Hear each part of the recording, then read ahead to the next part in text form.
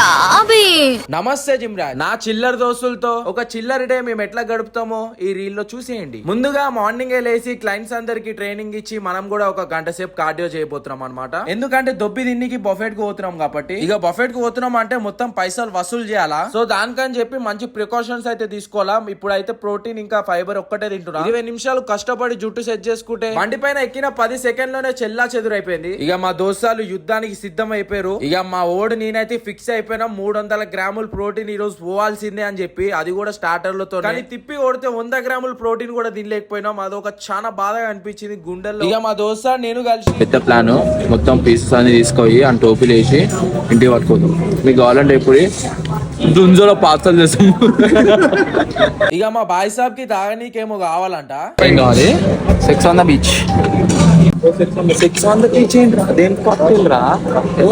విచిత్రమైన పేర్లు పెట్టి అమ్మేస్తాం. ఇక ఒక్కొక్కడు ఒక్కొక్క ఇష్టం వచ్చిన ఫ్యాంటసీ మాక్టైల్ అయితే చెప్పిర్రు. ఒకడు ఇంత బీచ్ అంటాడు, ఒకడు ఇంత టెర్రస్ అంటాడు, ఒకడు ఇంత కార్ అంటాడు. ఇష్టం వచ్చినట్టు చెప్పుకోరు. ఇక మనం ఆల్ రౌండర్ కాబట్టి అన్ని టేస్ట్ చూసినాం. ఇక 2 గంటలు అటు ఇటు వేసి స్టార్టర్స్ మాత్రమే తిన్నాము. ఇక ఒక 20 మినిట్స్ అయినా మెయిన్ కోర్స్ కి ఇద్దామని చెప్పి వెళ్ళిపోయినాం. ఇక అంత తిన్నాక నేను మా దోస్తు కొంచెం కొంచెం టేస్ట్ కోసం వేసుకున్నాము. కానీ కక్కుర్తి గాని చూడు ఎట్లా వేసుకుంటాం.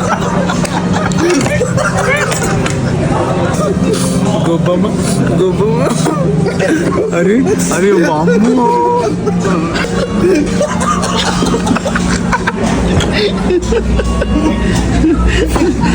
ఇక లాస్ట్ కి డెజర్ట్స్ అయితే బీభత్సంగా దాడి చేసేసినాం దానిపైన. అయితే ఏదైనా అనుకోరా బాయ్, నేనైతే 3 నెలలు ప్రెగ్నెన్సీ ఉన్నారా బాయ్. ఇక రీల్ లెంత్ చాలా ఎక్కువ అయిపోతుంది. సో పార్ట్ 2 లో కలుద్దాం.